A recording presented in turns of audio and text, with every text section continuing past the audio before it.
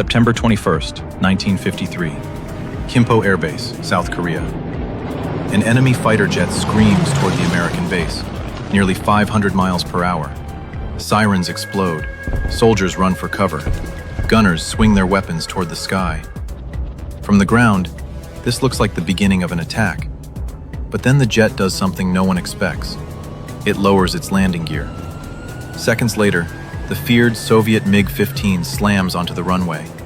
The canopy opens. A 21-year-old North Korean pilot climbs out with his hands raised.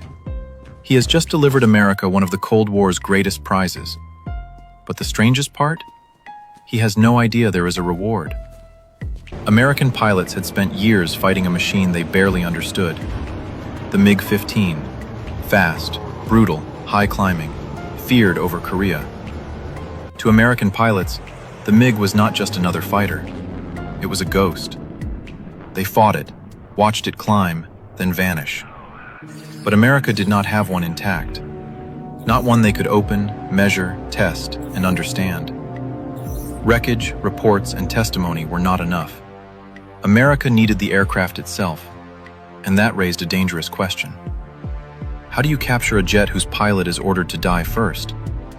How do you steal an aircraft from the most heavily guarded airspace in the world? The answer was Operation Moolah.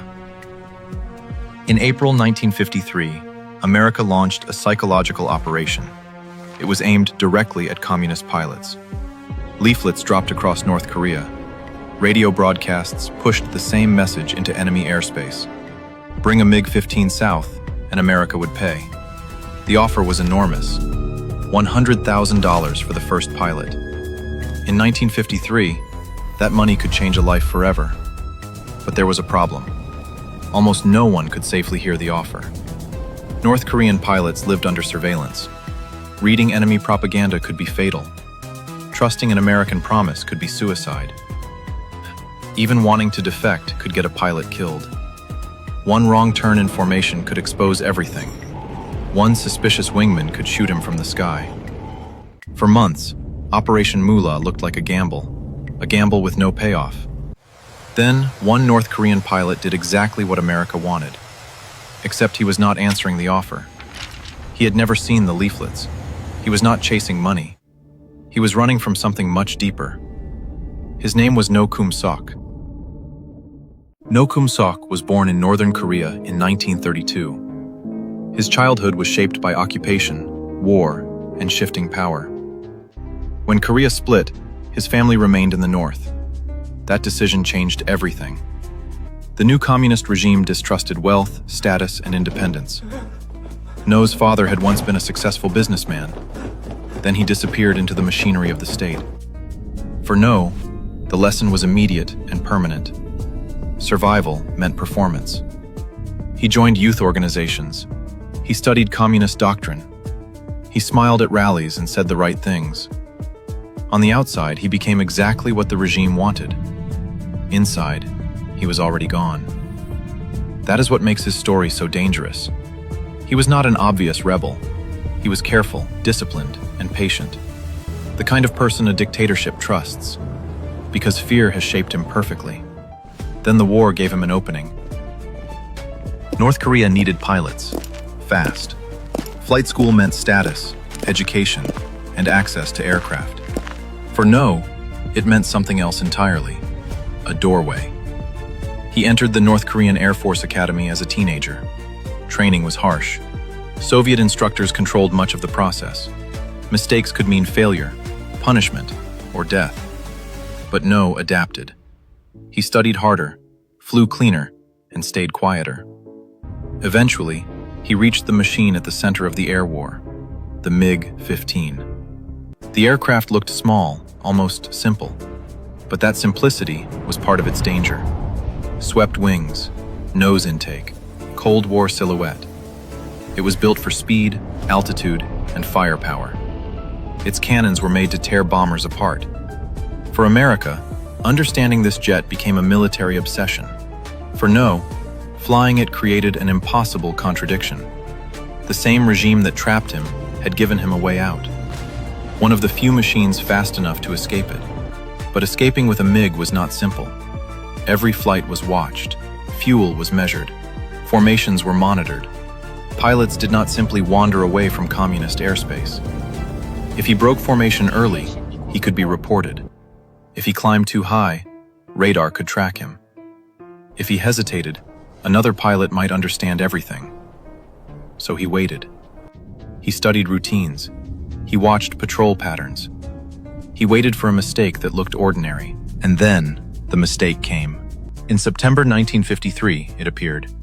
A routine training flight. Low altitude, loose formation, less ground control. For a pilot looking to escape, it was not safe. But it was just possible. That morning, No climbed into the cockpit. He knew there would be no second attempt.